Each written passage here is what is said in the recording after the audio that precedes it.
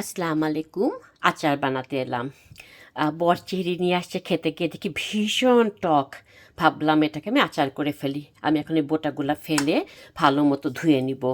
আর এটা আমি দুদিন আগে করেছিলাম আমচুর দিয়ে। এখন আমচুর আর নাই, আমচুরের বদলে বা একটু তেঁতুল দিয়ে করব। আমি রং বেরঙের করে প্র্যাকটিস করি, কেমন হয়, বাট মাশাল্লাহ মজাই হয়। তো এটা আমি এখন পানিতে ভিজিয়ে রাখবো, আর এটা ভালো মতন ধুয়ে পানি মুছে নিব। পানিতে ভিজিয়ে রাখলাম, পাল্পটা বের করে নিব। আজকে কাঁচা মরিচ দিয়ে করব না, আজকে শুকনা মরিচ দিয়ে করব। 5 ফোড়ন তো লাগবেই। এটা হচ্ছে আচারের মশলা, যেটা আমি অ্যামাজন থেকে কিনেছি। মোটামুটি এখানে মরিচ টরিচ সবই দেওয়া আছে। আর লাগবে সর্ষের তেল, আমি গ্যারাজ থেকে সর্ষের তেলের বোতলটা নিয়ে আসতে চাচ্ছি। আর চিনি, গুঁড়ো আছে অবশ্য, গুড় না দিয়ে চিনি দিচ্ছি। আরেকটা জানি কি, রসুন, বেশি করে একটু রসুন কুচি দিব। আস্ত শুকনা মরিচগুলো আমি কাঁচি দিয়ে কেটে নিয়েছি। যদিও আমার কাছে ক্রাস্ট রেড পেপার মানে চিলি ফ্লেক আছে, তারপরে ভাবলাম আমি এগুলা অন্যটা ইউজ করি। আজকে একটু বেশি ঝাল দিব না, কারণ এই অ্যামাজনের এই মশলাটার, এটা সরি বক্সটা অন্য বক্স আমাদের স্বভাব আর কি। এই যে অ্যামাজনের মশলাটাতে, এটাতে প্রচুর ঝাল।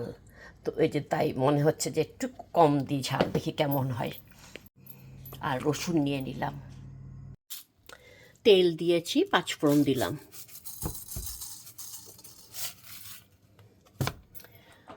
এখন এই মরিচটা দিব। আর আমি রসুনটা এখানে ছেঁচে নিয়েছি, সবসময় কুচি করে দিয়ে আবার একটু ছেঁচে নিয়েছি। 5 ফোড়নের যা সুন্দর একটা ঘ্রাণ বের হয়েছে না, মাশাল্লাহ। এই যে শুকনা মরিচটা আর রসুন যে থেতে রেখেছিলাম সেগুলো দিয়ে দিলাম।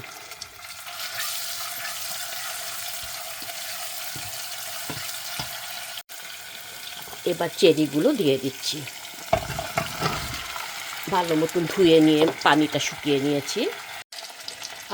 চা চামচের 2 চামচ দিলাম আপাতত, পরে লাগলে আবার দিব। এই ছোটো চামচ দিয়ে দিলাম, পরে যদি লাগে তখন আমি আবার দিব।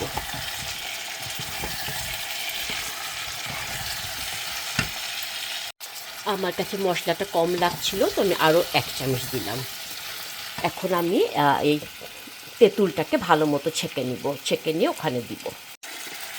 আপাতত এইটুকু দিয়ে দেখি কেমন হয়, প্রয়োজন মনে করলে পরে আবার দিব। এখানে আমি কোনো পানি দিব না, ভিনিগার দিয়ে, এটা বলতে ভুলে গেছি, এটা আমি ভিনিগার দিয়ে ভিজিয়ে রেখেছিলাম। লাগলে একটু ভিনিগারই দিব, সাদা ভিনিগার, নো পানি। আমি এটা ঢেকে দিচ্ছি, মিডিয়াম আছে, কিছুক্ষণ জাল দিব। ভেবেছিলাম চিনি দিয়ে করবো, বাট ভাবলাম এই গুড়গুলা ইউজ করে ফেলি। ভেঙে দিলে মনে হয় ভালো হয়, বাট আমার বিশ্বাস এমনিতেই গলে যাবে। দুইটা দিয়ে দেখি, কিন্তু অনেক টক টক, চেরি এবং তেঁতুল দুটাই খুব টক। আমার বিশ্বাস এটা এখনই ভেঙে যাবে। আমি ঢাকনা দিয়ে রাখছি। লবণটা চেকে দেখলাম, আর একটু লবণ লাগবে।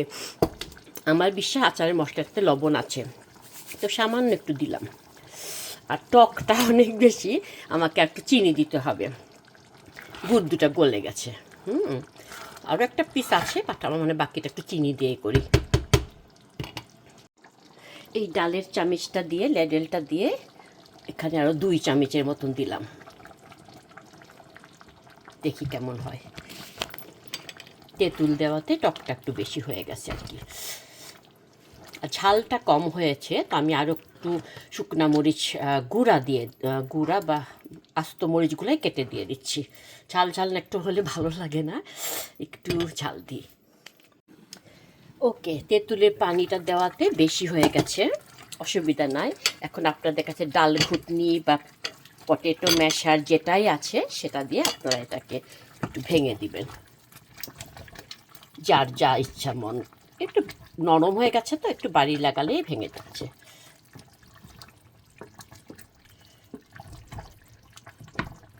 এইভাবে আমি আরও কিছুক্ষণ ফুটিয়ে একটু কমিয়ে নিব। ওকে, সব বিচি ভেঙে গেছে, বের হয়ে গেছে। আপনারা যদি কেউ পছন্দ না করেন, এইটা যখন হয়ে যাবে একটু ঠান্ডা হবে তখন একটা চামিচ দিয়ে বিচিগুলো তুলে ফেলে দিতে পারেন। বাট আমি ফেলি না, আমার কাছে একটা কুলু বড়ের বা বড়ের বিচির মতো লাগে, তো আমার কাছে আরও মজা লাগে।